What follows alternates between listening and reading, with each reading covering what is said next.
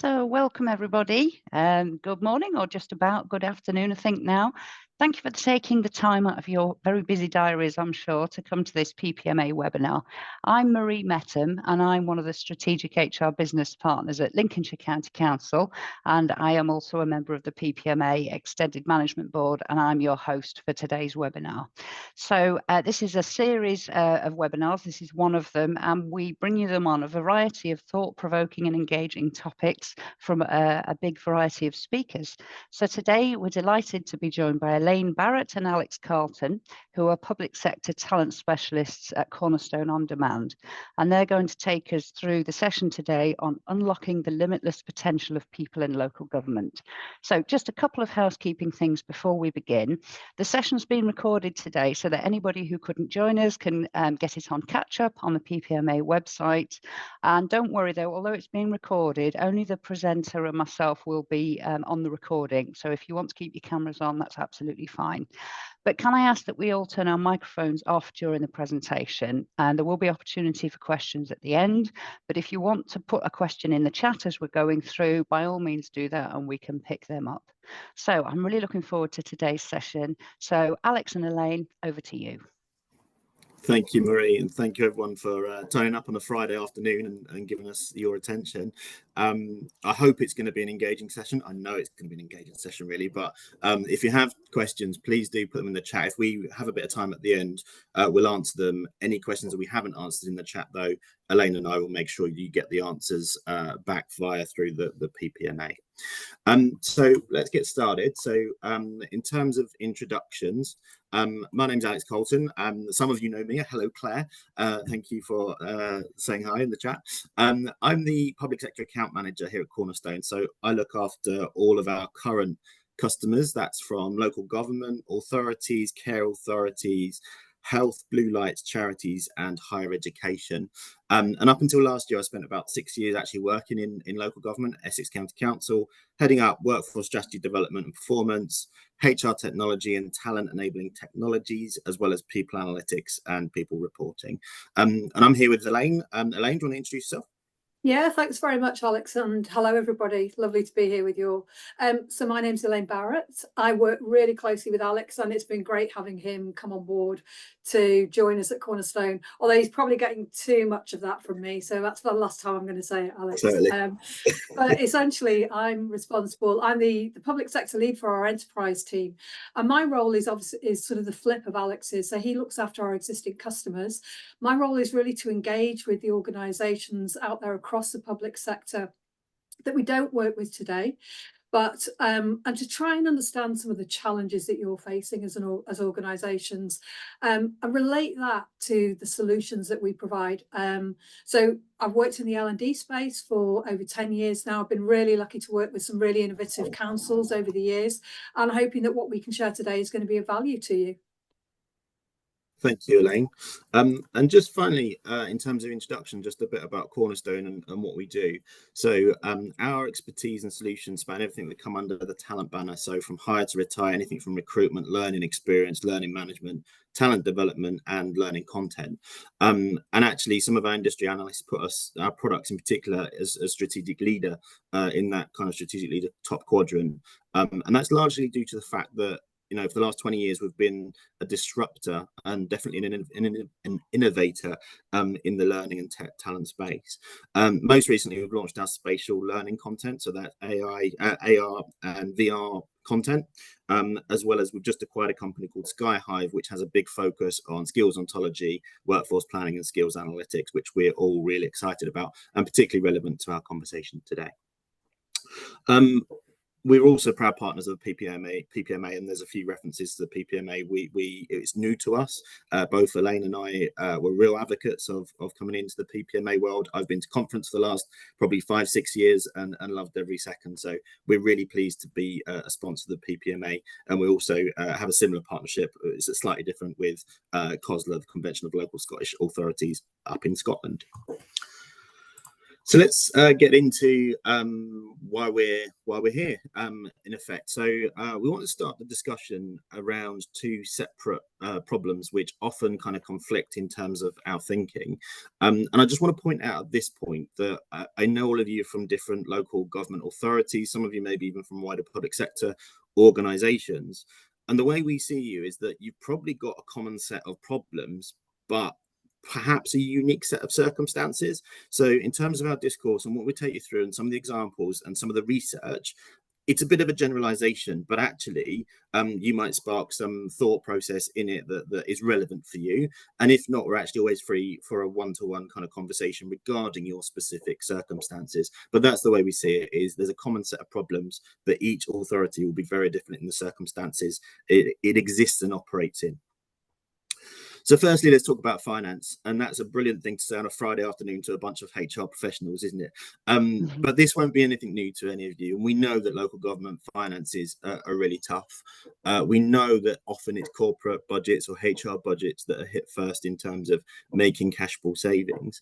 And this research really points to the fact that 79% of all local authority budget is surely expected to go towards frontline vital services within the next few years. So that doesn't leave an awful lot of the pie for things like workforce development, talent development, skills development. And look, all of my customers are seeing this squeeze, and I know you will be too. But what we've got to concentrate on is the flip side to this challenge. So let's talk about skills. So there's a massive skills shortage in local authority. Again, not going to be a surprise to any of you, but actually a lack of connection and skills insights in terms of what you can see in terms of visibility is really impacting on organizations' workforce agility. And this is a slide from our partners at Fosway. We've branded it Fosway because I stole it unscrupulously from them. But there's a couple of links in here which are really quite interesting in terms of further research. So we'll make sure this comes round to you. But what it says is 70% of organizations are reporting a significant skills gap. And the key word there is significant. So this doesn't mean, oh, we don't have any AI skills. It means that there is a systemic failure of skills within these organizations. Conversely, 7% of organizations, only 7% of organizations are thinking about skills as part of an integrated way of the hire to retire process. So they're not thinking about skills in terms of recruitment, how they upskill, how they deploy their staff in an agile fashion. So that's quite a small number compared to the 70% that are really saying they're struggling to this. Now, imagine you and your organization doing your current analysis, thinking about what skills your organization needs for the current, the here and now, what's available in your existing workforce. And then you start to understand the gap and saying, well, okay, how do we start to fill that gap? The problem is, by the time you've solved that gap and solved that problem, is it going to be too late? Are we going to be 2 years down the line? There's a new set of skills that you need. And that is kind of what we're starting to call this workforce readiness gap. And that is something that we as a business are trying to help our customers solve. And this is a bit of research from the House of Lords, actually. So that kind of backs up our research on this, right? So there's two parts of research. The House of Lords, again, we'll share the links to this, talk about the public sector's approach to training and the fact that it is not retaining people and it's not upskilling them or giving them the skills for the future. So again, it's just a bit of extra research to compound what the problem statement is. And of course, these two, right? We can't go, we don't have any budget, but we also have a skills gap. Some point they need to kind of solve each other and say our skills gap should be helping to solve our budget issue, or we should be drawing budget to help solve our skills issue for the future. That's why we see them as conflicting. Our own research, again, we done a bit of research at the end of 2023, which was around talent health, and we commissioned a bit of research that thousands of companies took part on. And we looked at really high performing organizations. So think about your PwC, think about your Deloitte, your GlaxoSmithKline, your Novartis, all of our customers. And what's interesting is they had a very clear link between the business outcomes and the performance of their organization and their people strategy. And these were the key things that came out of it. So just to pick a couple out, and Elaine will go into this in a bit more detail. In terms of, skills, reimagining skills to something reimagine that to something called workforce agility. We need to think about the skills gap, not just the gap that we have now, but what gap we're going to have in 2 years, 5 years, 10 years time, so that we're already starting to solve that problem. We need to reinvent the EVP and our organizational culture, and that's a big statement, and we've talked about this over probably a number of decades in terms of culture evolution and culture reimagining. But actually what we don't want to do is throw out what it means to be a public servant and that value set, because I value that when I was a public servant, probably still do, but also bringing in that disruptive talent. Who's going to reimagine public services? What does that look like in the future? And those skills are very probably different in terms of the workforce that you have today. And finally, the two fundamentals around diversity, equality, inclusion, and belonging and well-being, and how completely fundamental these were to high-performing organizations. And I found this a really interesting point, because I know politically some organizations are finding it really tough to get investment in these areas. But actually, if we think about the research, having them in place means that it's a better organizational outcome across the board, and that's what our research found. So we'll make sure that we send you a copy of that. So I'm going to hand over to Elaine to go through some of these things in a greater detail, and yeah, I'll see you soon. Thanks, Alex. That's great. Now we're going to try and do the seamless transition now. So bear with us while we do this on slides and so on. So I think, as Alex has highlighted, we have a unique opportunity at the moment to unlock potential and really sort of reimagine approach to workforce strategy. And the approach that we take at Cornerstone, and this is, we'll talk about research quite a lot, but this is backed up not only by research, but by what we see our customers putting into action, is when you put skills at the heart of your workforce strategy and you create a common language that supports workforce planning and organizational growth, you really start to present the organization with the opportunity to impact the outcomes at the end and the performance of the organization. And I know as HR professionals, we're very focused on people, but equally we are absolutely, we have that seat at the table when it comes to the delivery of the organizational objectives of our local authorities. And so how we can apply and develop our workforce strategy to impact the outcomes that you're being asked to deliver and deliver the services back to the communities is absolutely crucial to how we think. So just a couple of thoughts, ways in which we have worked with organisations to help them in their thinking about how do you begin to reinvent that skills strategy.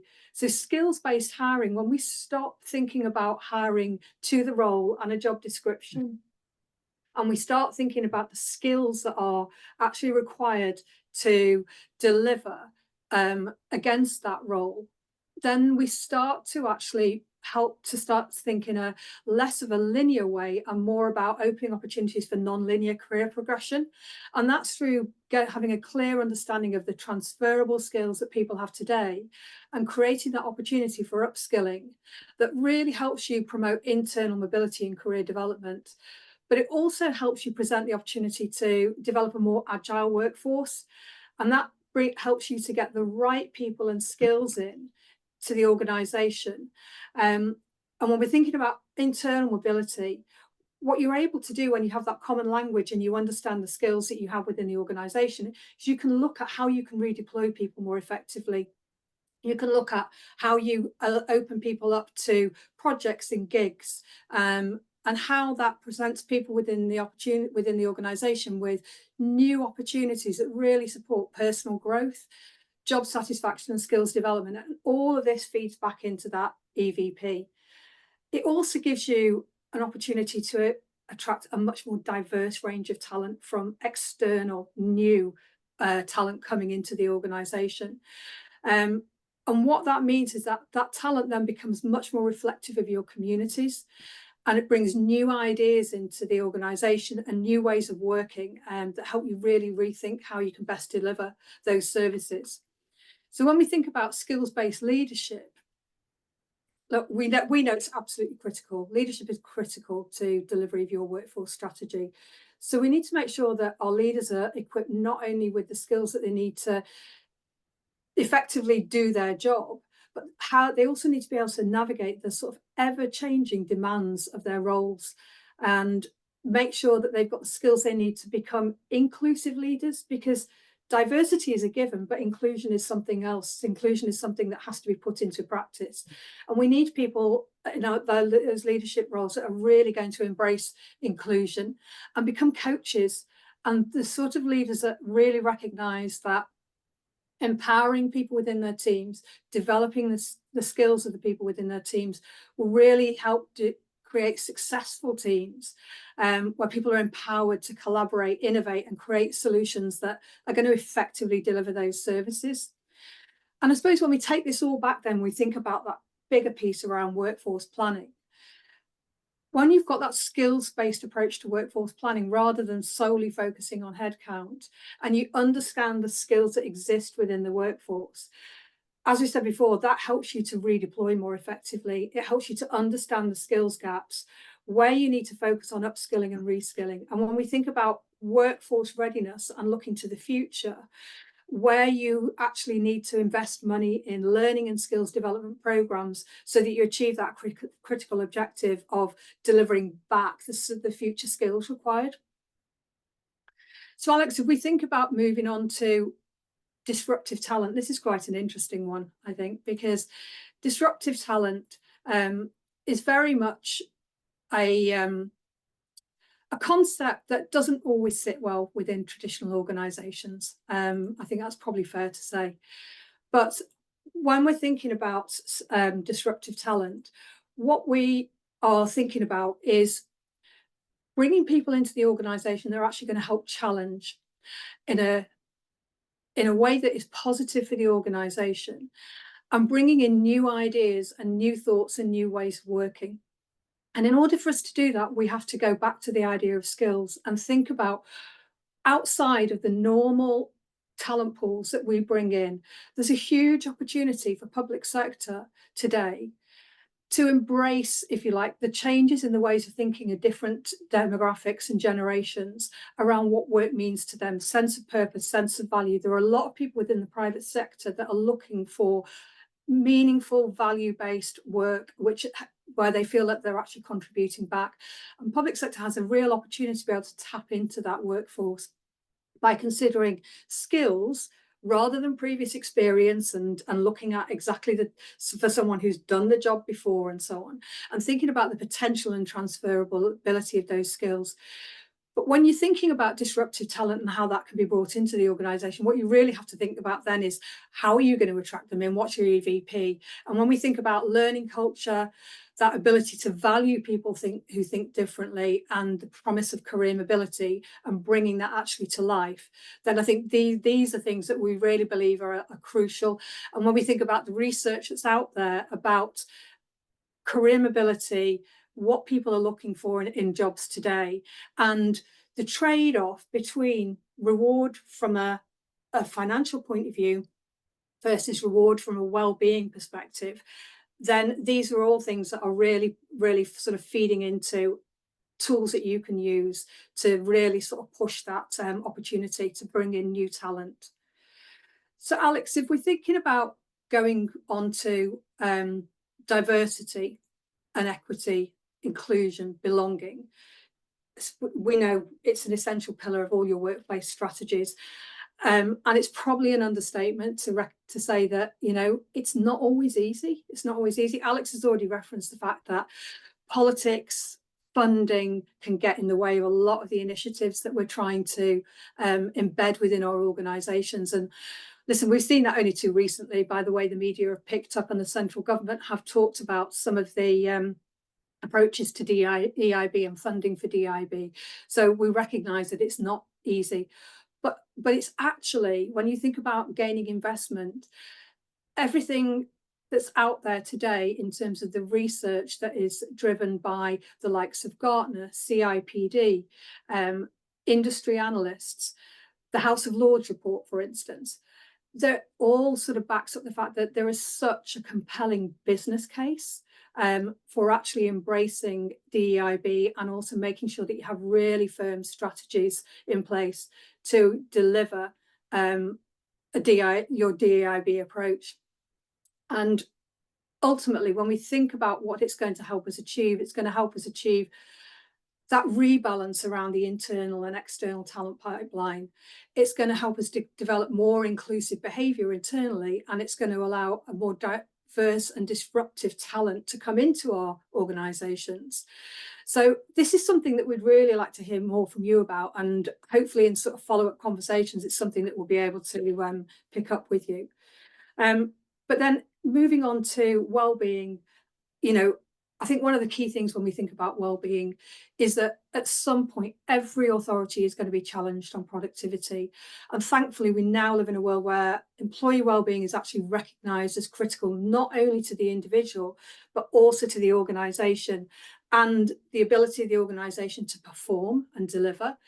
And again, there's so much research out there, and there's so much work being done by pioneers like Liggy Webb. I'm not sure if any of you are familiar with her, but she's an absolutely fantastic advocate for well-being and someone that we work with, but that demonstrate that clearly prioritising employee well-being and exploring the ways to reduce workplace stress are critical to supporting and sustaining that happy, healthy, resilient workforce and boosting productivity. And so taking all of that, I'm going to hand over to Alex, and he's going to talk you through some of his experience about considering how you actually operationalise some of this. How do you put it into a plan for a workforce strategy? Yeah, thanks, Elaine. So this is you've got me again just for one slide, because this is my lived experience, I think. And when it comes to things like the PPMA conference, I had many conversations after that talked about, look, these were great thought leadership sessions. I've had several ideas about stuff, but ultimately, you know, how to actually get that working in your organization, how to get the funding, how to do the delivery is really hard, right? So this is kind of a step-by-step what we did at Essex in terms of doing that, and it starts with a really simple suggestion. So when you have ideas, when you've got those things, is literally write it down, because it would form part of a strategy, a plan, which you can then move through the steps. One of the things that I did at Essex was start to create a bit of a framework around that, and the framework, I should put this on the slide, but we'll send it around, was OFAB, outcomes, foundations, activities, and what the business drivers were. So you talked about the outcomes that you want to achieve, i.e. that could be you don't want to, you know, you want a much better diverse workforce. That's an outcome. What are the actions are you going to do? What's the activities that you're going to do? What you're going to get in place to achieve that outcome? But what are the foundations that you've already got in place? Don't throw that out. Don't throw the baby out with the bathwater. And then finally, what's your business drivers? How are you going to link it to the golden thread of your org strategy? How is it going to deliver on what your exec directors across your various functions want to achieve? And then secondly is about really trying to develop that workforce plan and get it as an underpinning thing to the organization strategy and what that's trying to achieve. If you position that well, and then that kind of leads on to the funding piece, where you're asking for funding as a result of the entire business, not just something that you had a thought to do as part of your workforce. And part of that is thinking, you know, the struggle that we had is always return on investment. How do you prove return on investment on learning? Sometimes that's easier when you're consolidating multiple systems and things, but sometimes it's not. So you have to think about opportunity cost of what's the cost of your retention rates going up? What's the risk to that? What's the cost of recruitment in terms of how much does it cost to you to replace all your short-term leavers? What's the cost of negative well-being and sick absence? So it's all of these things that start to combine into a really compelling business case. And then step 4 was put in a robust performance framework, right? That's something that sometimes I saw missing, and we kind of learned around this. But actually, what are your plans? What are your risks? Document, continuously monitor that return on investment, and continue to report on those upfront metrics that prove your return on investment, because that's your way to go back and saying, this is what we've done, this is what we achieved, and this is how we kind of take this forward. And actually, that's how you get the future investment, because you can prove that you can deliver. So that is a kind of 4-step process. It's very, very simplified. And as I said at the beginning, if there's something that you're starting to work on this, you're starting to think about this, come and contact Elaine and I, and we'll have a one-to-one conversation with how we can help you work it in your organizations. And back to you, Elaine. Thanks, Alex. Thanks.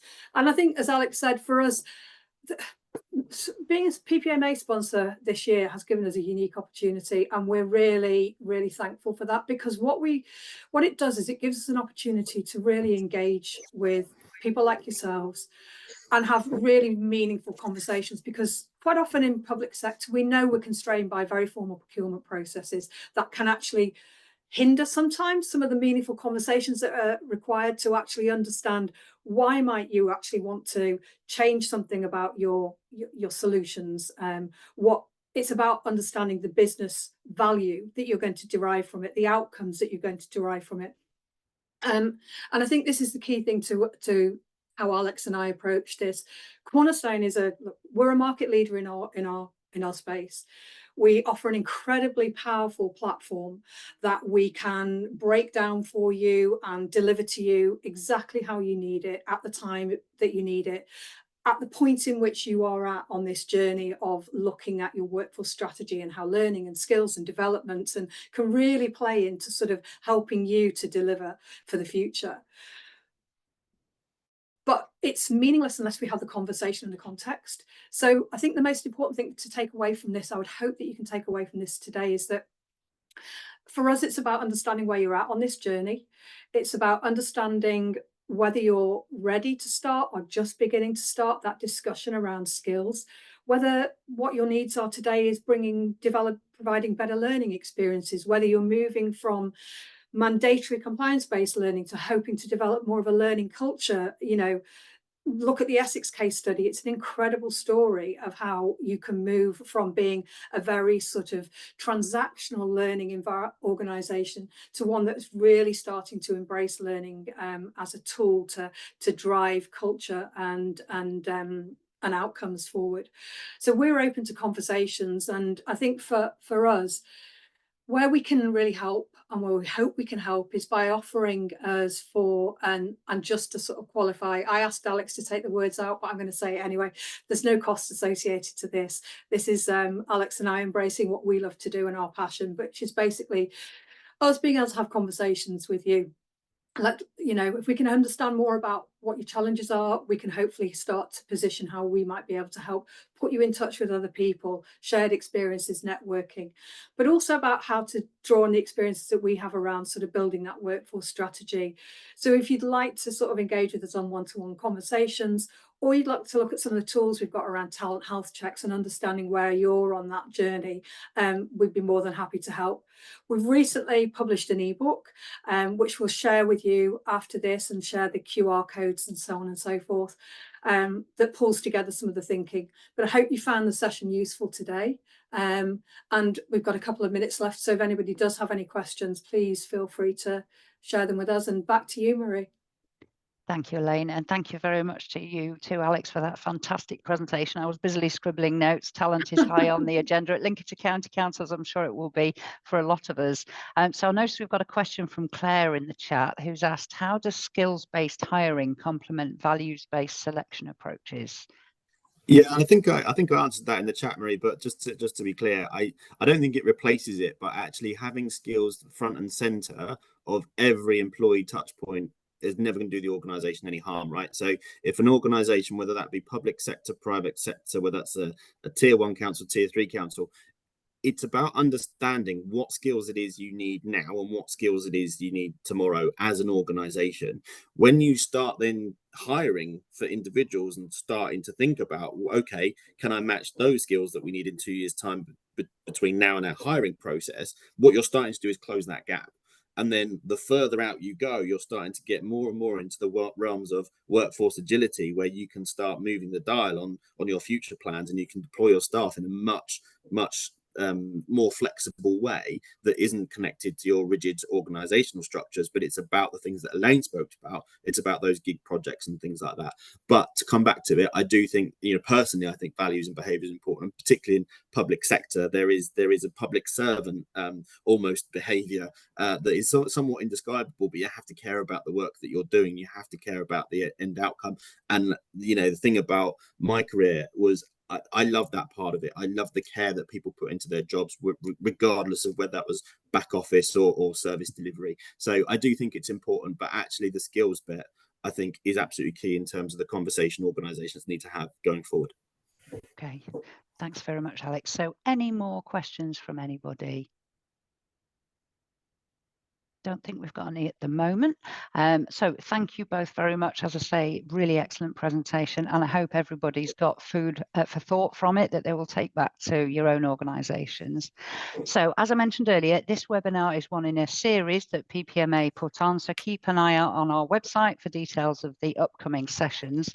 So just thanks everyone for making the time to come today, and looking forward to seeing you again at another PPMA webinar in the future. Bye everybody. Thanks, Marie. Bye. Bye, thank you.